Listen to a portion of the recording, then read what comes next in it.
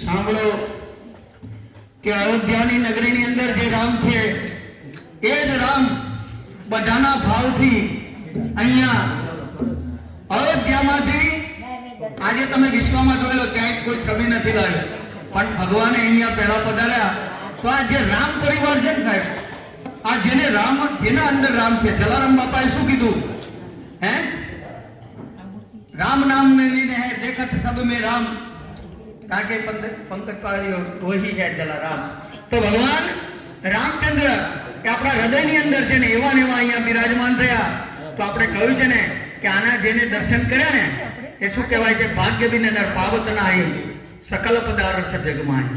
આપણા ભાગ્ય હતા તો ભગવાન અહીંયા આવ્યા, અને એ પણ ઉપકાર કાંતિ કાકાનો કે જેઓ ભારત યાત્રાની અંદર જઈ અને એમને વિચાર આવ્યો કે મારા રામ ભગવાનની અંદર હું છબી લઈ જાઉં।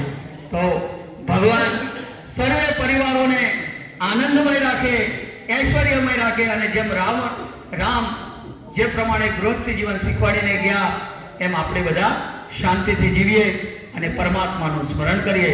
બોલો શ્રી રામચંદ્ર